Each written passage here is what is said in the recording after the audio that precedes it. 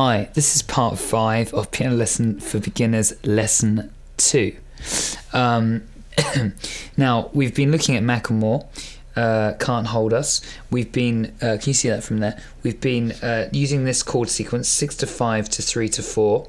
I'm now going to just work on the rhythm with you for this chord sequence. Where does it look better, Callum? There or there? There. There? In the middle, okay, fine. So, this is the rhythm. It's the same on both halves, actually, so it's just one of these you need to read. So we're going to start with chord 6, middle finger inversion.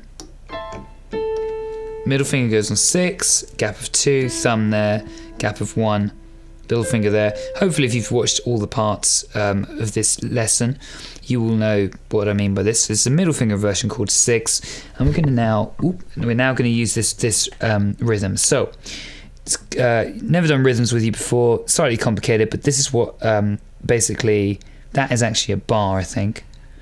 This is half a bar, but I count in 4s for half a bar. So a bar is 8 beats basically. So this is half a bar 4, and we're going to count half a bar, and you're going to play on these counts. So let me show you. The easiest way of me explaining is by me showing you. So I'm going to count this out and play as I'm counting. So using chord 6, 1 and 2 and 3 and 4 and. That's how it works. Okay, so 1 and 2 and 3 and 4 and. So try playing that along with me. So I'm going to count. Ready?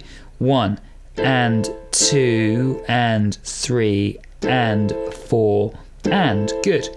Hopefully you've got that now. Then we're going to move to chord 5, middle finger inversion again. So moving down to chord 5, same again. 1 and 2 and 3 and 4 and. We then move to chord 3. Middle finger moves down to chord 3. Same again. 1 and 2 and 3 and 4 and. Good. And last of all, chord 5. Middle finger moves up to chord 5. 1 and. Is that right? No, chord 4, sorry. 1 and 2 and 3 and 4. Whoops. And. Okay.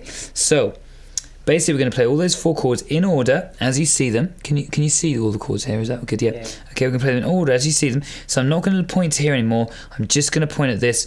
You're going to have to follow this yourself, okay? This is very quickly, I'm moving forward.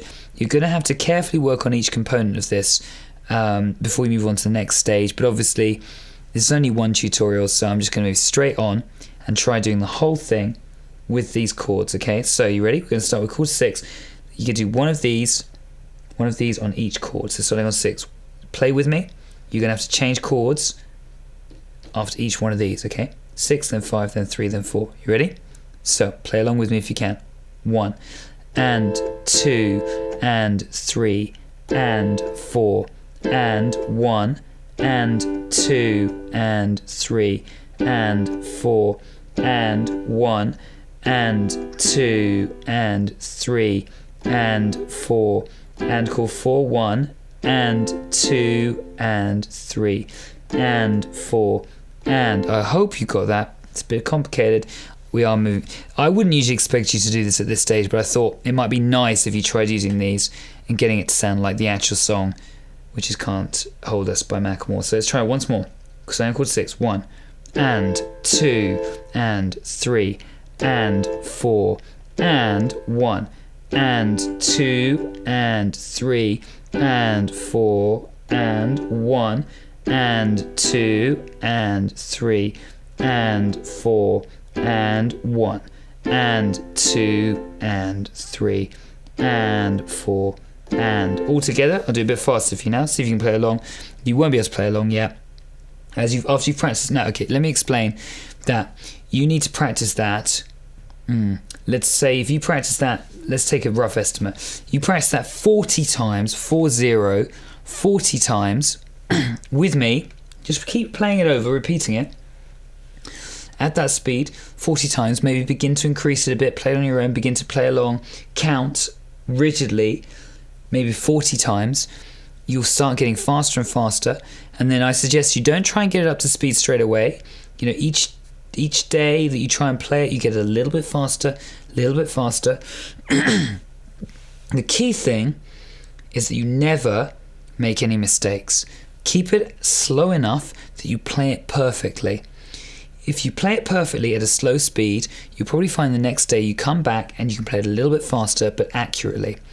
As soon as you start making mistakes, because you're going too fast, you'll find that you learn those mistakes, and then the next thing you know, you've got these bad mistakes have crept into your playing and you can't stop doing them. So keep it slow, keep it accurate, and then each day just get a little bit faster. Accuracy is usually more important, especially in the early stages. Later on you can start trying to do it a bit faster, but in the early stages you've got to learn the mechanics of what you've got to play before you start trying to get faster. So keep it so slow, just gradually each day speed up a little bit, speed up a little bit, speed up a little bit, until eventually, if you keep doing that, as long as you keep playing it accurately, you will, and you repeat it enough times, you will eventually, you'll get so familiar with it that you'll be able to play it at full speed. Okay, so I'm going to play at faster speed now, but don't try and play at this speed yet. I'm just going to do this to show you what it's going to sound like when it's a bit faster. Okay, for now, keep it slow and gradually speed it up. Okay, don't try and play at this speed until you're ready.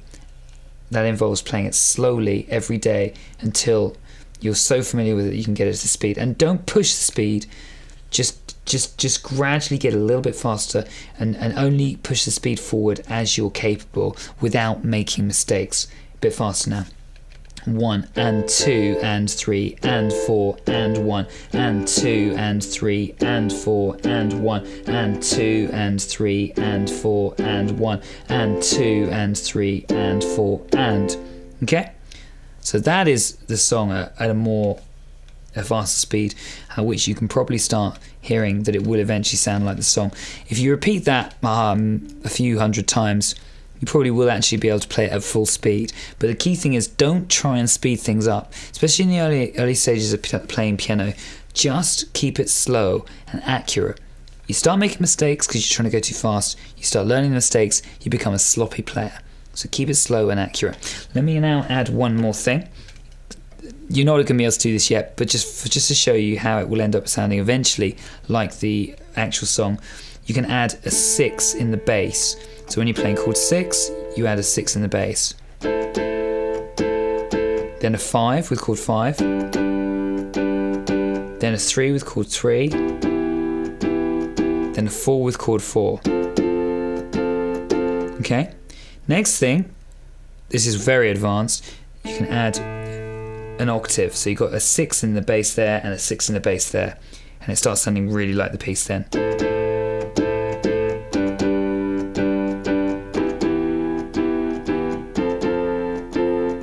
Okay, so that's the next thing. Then the next thing after that is for the second chord, you can add a slightly interesting little thing which they do, which is 6. Now instead of playing chord 5, you can go, actually no, let's not do that. I was going to say they do that, but let's not do that. Let's just stick to this. So you got... And the last thing that I suggest you do, if you've got a keyboard, is we're going to transpose it into the original key. So we're going to find, if I can, I'm not sure I know how to do this, but I'm going to try and find function. Here we go. So I'm going to hit function. As I told you in part, I think part 2, that you can, if you figure out, you can find the manual on the internet for your computer, you can find out how to transpose the keyboard. This is transposing now. Function, I'm going to hit function until I see the word transpose here. There you go. And we're going to go down 5. That now moves C, the key we're playing in. It now moves this keyboard now into the key that the actual song is in, which is G. So now it should sound very similar to the original. So using -5, I'm going to do exactly the same thing as I did before. So,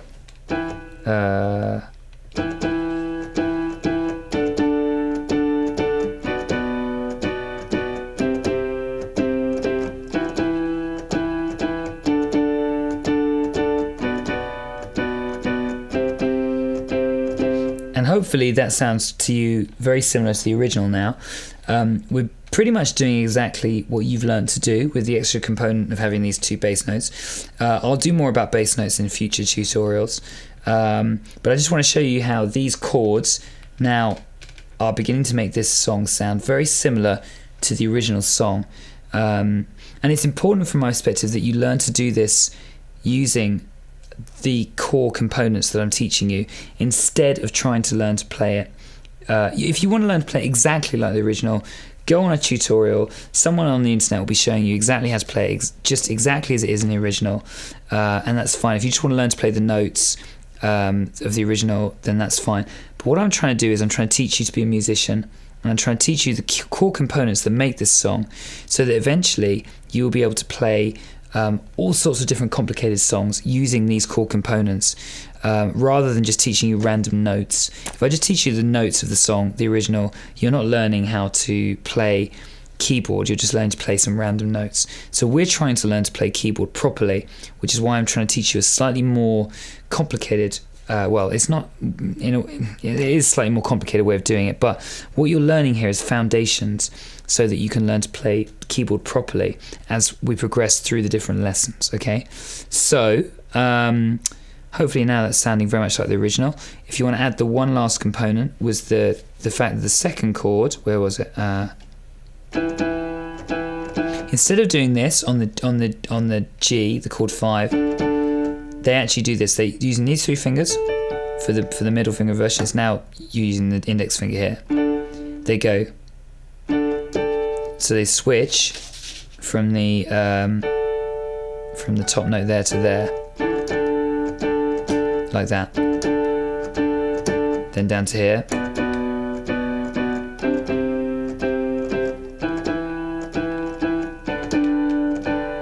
That's wrong, sorry.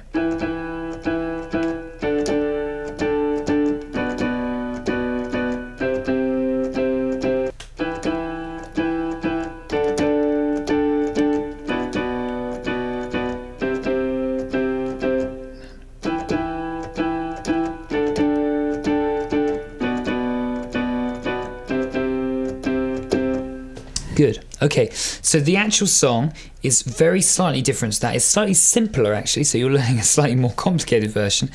But as I said, you're learning core components that are going to develop you as a musician. And building on this, we can learn to play piano properly, instead of just teaching you random notes, which is what would happen if I just taught you to play the exact notes that were in the original. So I hope that you've feel that you've learned something from this lesson. Building on this, we will now use these components you've learned in this lesson to develop your keyboard playing further. In the next lesson, I'll choose another song and I'll introduce another component to see if we can push your playing forward a little bit more, with the aim, hopefully, long term, of developing you into really, really strong piano players. And to be honest with you, seems to be a million guitarists out there that play really well, and I could find hardly any piano players when I look around for really good piano players. So if you follow this, I'm hoping that I'm really going to give you the skills to become a really good piano player, which there seems to be very few of in the world. So keep watching, keep following. I know it's a long journey, but in my opinion, it's worth it.